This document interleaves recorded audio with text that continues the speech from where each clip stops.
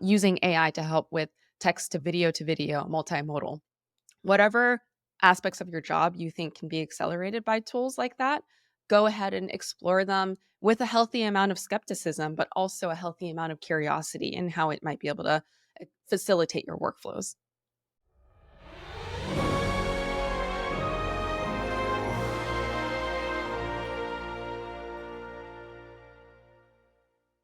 So very excited to have Stephanie Wong here, all the way from Silicon Valley, San Francisco. Thank you so much for joining us, Stephanie.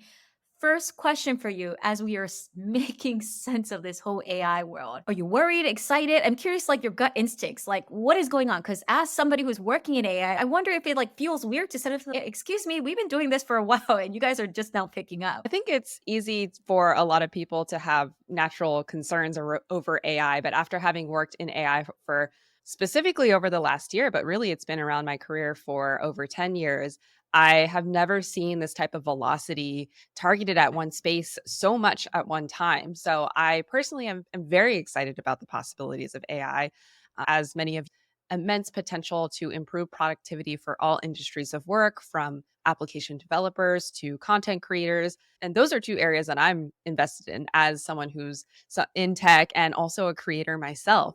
And I've already seen spikes in productivity for myself, especially in content creation with all of the media intersection with AI to help with scripting, to help with media creation, like images and B-roll, transcription services, and you're going to start to see that across all industries and sectors. So I'm specifically very excited about AI.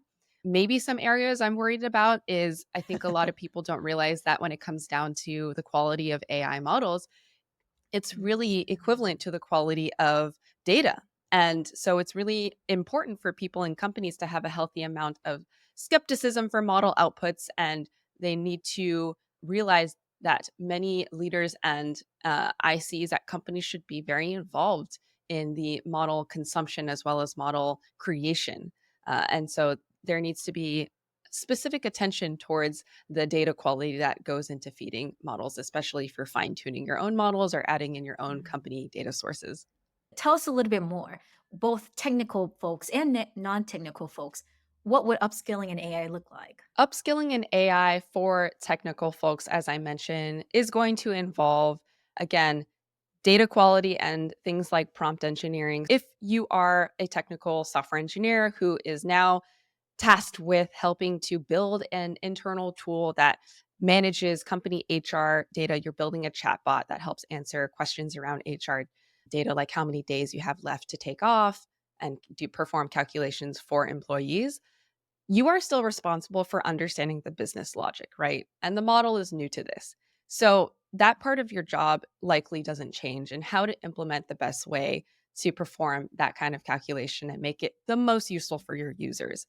Now, the new part of upskilling in the AI world is, how do I understand the various aspects of building an AI tool between the instruct tuning, the prompt engineering, et cetera, that as an engineer I can utilize effectively? One of the things that I've seen is just an immense amount of experimentation it takes. I think there is a misconception that models can do anything. You just throw it a task and it will perform fairly effectively. But in many tasks for a very specific domain knowledge, like an company's HR system, it's going to have to learn and it's going to have to take a lot of experimentation. I think one of the things that's exciting and I'm feeling hopeful is that it's never too late to learn and upskill. I think one of the things that I was also really excited to have you was also your journey into tech and AI, because if I remember correctly, it didn't necessarily start that way, even though you had a peak interest very for a long time. So could you bring us how you got into tech? Absolutely. So I didn't have a concerted plan to enter tech. I actually majored in communication studies and my minor was in digital humanities. So there was a tech element there. But my first job was at Oracle as a customer or a sales engineer, where I was able to work with customers and also be a technical consultant and learned. And then over the span of 6 years, eventually continued to get opportunities landing on my lap, including the opportunity to work on generative AI products at Google. So if I can make it, I think lots of people can. I would say continue to stay encouraged that as long as you say yes to opportunities that both challenge and excite you and continue to place yourself in uncomfortable situations, then you will magnetize all of the amazing opportunities coming towards you. And so I would just say keep learning, keep putting yourself out there, connect with networks that you have online and in person, and ask for those stretch goals.